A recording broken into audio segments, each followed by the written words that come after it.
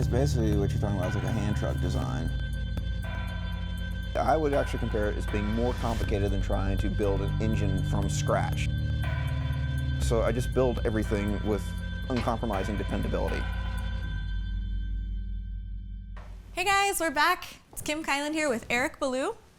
Today we're in Santa Clarita, California. We're at Cannibal Industries, and we're going to show you what it's like to get a custom sound cart built. Welcome. Thank you. You want to design a cart? I do. I really do. You know how to start? No. We start on paper. Ooh. Do paper. tell. Okay. Let's get started. All right.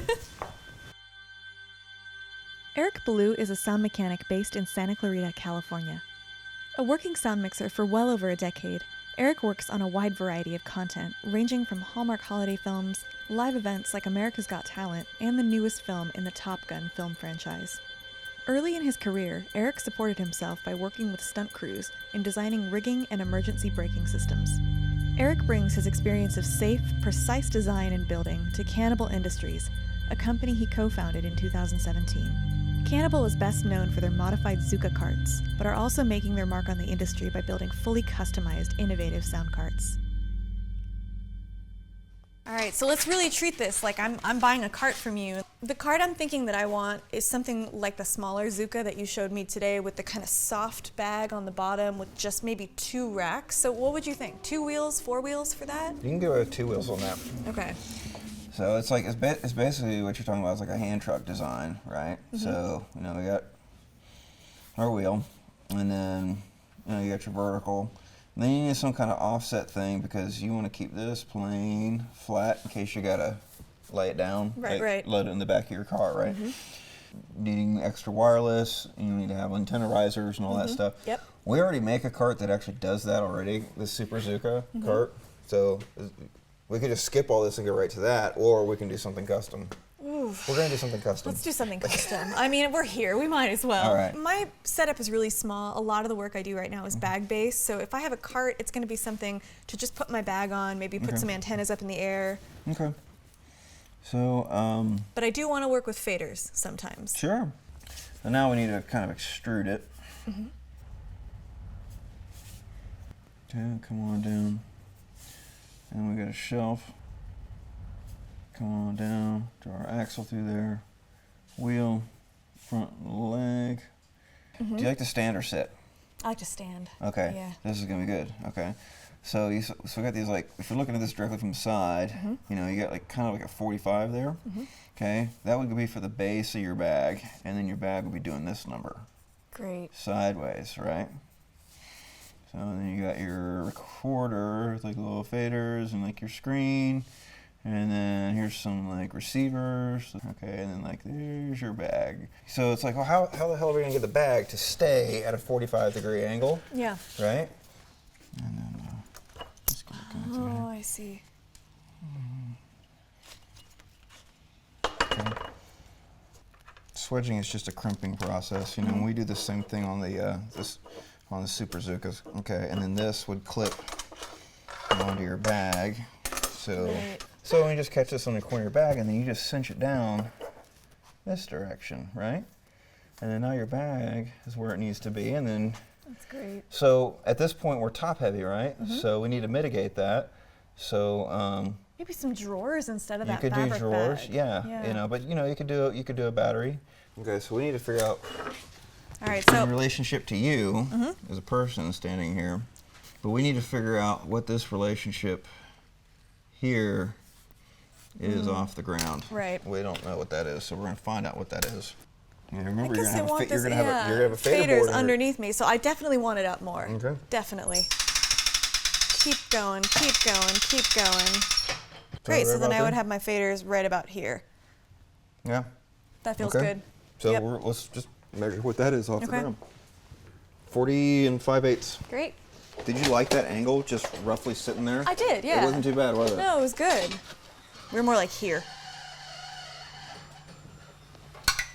You're at 35. The bag was sitting at that angle, Yep. right? Yep. Okay. Looks good. Okay. Let's just measure how wide that bag is. Sounds good. 15 looks like it's going to get around everything you need to get. Great. So your cart will be 15 inches wide. And then we could like hollow out a good bit of that. Cool. Yeah. Great. So No, we need to do a base thing. So like, what would you do, like a 12-inch wheel for you? I think so. That sounds about right, looking at the other ones. I think that's a 12-inch wheel. Yeah? It says 12 and a half. That'll work for us. That's fine too, yeah. Okay. And so now these are the basic things you do when someone comes in. You have to see what angle they want the bag at, how tall they are, sitting, standing, how they work, all these little things. So that trick of putting the bag on the riser dolly there. Yeah. I did a cart for Michael Hoffman. Which I actually have a hand sketch over here of his. You know, we built it on paper first. Then I built it in the computer 3 times just to make sure that everything was actually going to fit in the box. We need to figure out some hypotenuse. Ooh. All right, so we have my bag here. This is about, I would say this is roughly the angle. Yeah, something like that. I think Tim's going to do it. We said we're 40.625 on the height to that point. I think we should go a little higher here because you might want to grow into like getting some kind of a monitor. Yeah. So that might be. I've thought about that. That's a good idea. Yeah. Let's go. So, how much higher do we need to go? I'm asking this because I don't use a cart right now, so I can't picture it currently. But you want your monitors kind of right where your hands are, like right in your direct line of sight. You don't want them. You know, if like you're on a rig like this, it yeah. might not be too bad because I mean, I don't think you need to look at your hands. Exactly. You know, you want to look. You know, at least the way that I make it's mouth open, mic open. Yep. I love that. So, like, 11. What do you think? 11. 11's a weird number. Let's go to 12. Okay. Now, what is the baby blue square we're looking at? That's the bag. That's like the side of the bag. I mean, see. it would technically be kind of like tilted in some. Yep, okay. But for our purposes here, this is going to be just fine. Your bag will be sitting like that. Great. And then we strap down this direction. Okay. Okay. So now we need to get from here down to there. So we've drawn it out on paper. We've put it into the computer. Mm-hmm. What comes next? Cutting the metal. All right. Right. So when we add it all up, we're offset from our wheels. We have a 12.5-inch wheel, which means the center of the axle is going to be at 6 1/4 off the ground. We'd be dead center of it, which means the bottom of that main riser is actually going to be at 5 1/4 off the ground. Gives us a top height of 47,375. Yep. Am I burying it yet? I'm trying to. Yep. Okay. You're doing but good. that should keep you at the right elevation. So Okay. when we put a monitor on there, Right. the Then monitor, it keeps the monitor straight. well, we might want the monitor to tilt. True. Yeah, you might want to have it, tilt like this, Right. Which gets us into making some custom CNC parts, which I love to do. Okay. But for now, let's just make kind of a proxy to kind of give you an idea of like tangibly how big this thing is going to be. That sounds great. Cool. All right. So I already got the marks made there. You use some goggles or something? Oh my God. Hell no. Who needs goggles when you have safety squints? Oh God.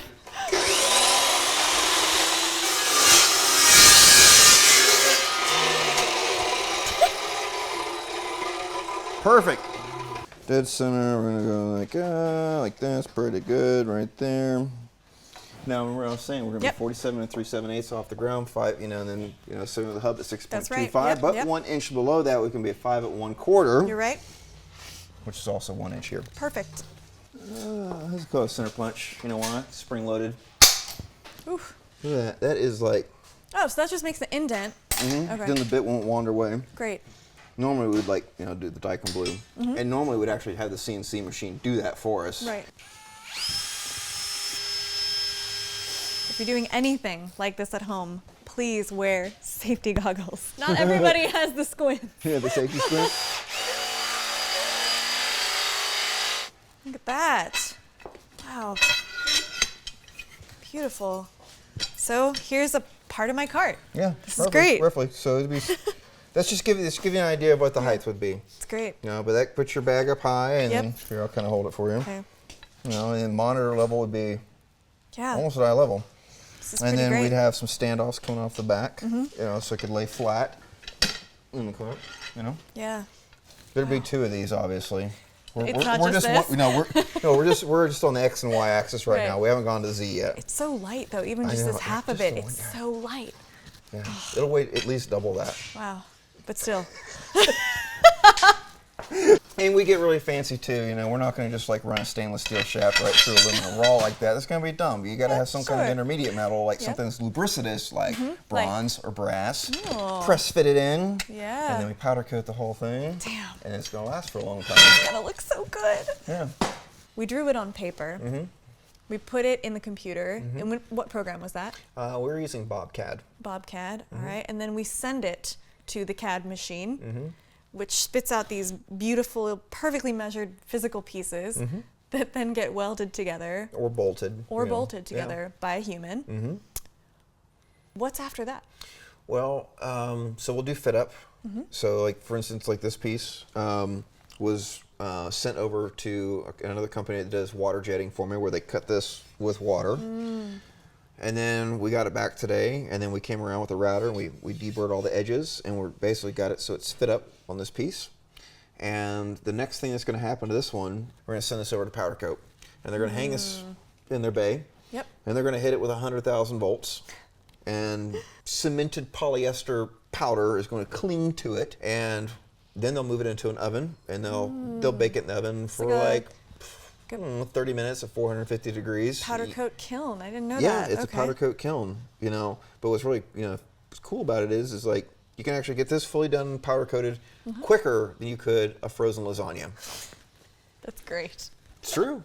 Like, and it'll last a lot longer. Yeah, yeah. Cool. Then the powder coat's really, really resilient. You know, I've got some pieces I can pull it out. So that's powder coat. Okay. And this is Line X. Oh, they look very different. Yeah, so let's get a texture on it. This is what they put on the truck beds. That's right. Okay, this does look familiar. Yeah. Let's just see how tough this is. Give it the old, what do you think, the old tomahawk chop? Hell yeah. All right. Look at that. Barely left a dent. Yeah. Would the same result happen with this one? I don't know, let's try it. All right. That's pretty tough. Yeah, that's really tough. Now the reason why that stayed on there like that is because whenever we do metal work at this shop, we don't just send parts into the oven without it being roughed up first. So if you look really close at the texture on this cart or on this cart, you'll notice where everything is roughed up. Right. How do you do that? With a random orbit sander. Ah, okay. And we use this guy up here. Yeah, we use 40 grit on everything. Here, you want to pull the trigger? Oh, look. See? We knew you were coming. All right. I'm afraid of the sound more than anything. Just all right. hit it. Whoa! Push down on it. Not bad. Jesus. Yeah. Woo! Wow.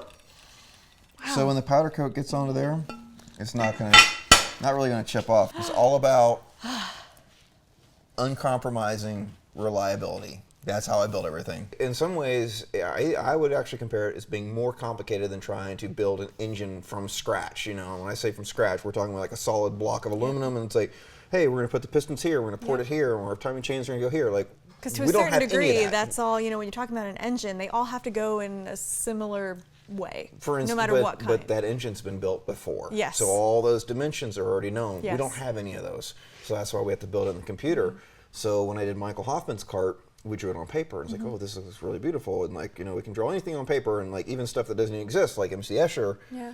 But then it's like, then we have to actually start building it three-dimensionally, figuring out where our collisions are, where our clearances are. I'm having the ping pong in my head where it's like, okay, I'm going to do the drawer this way. Well, do I have the clearances on the sides to make this happen? Okay, and then what kind of like sliders are going to be able to use for that aren't going to break down after 6 months? Because I work on set, you know, like anybody else does.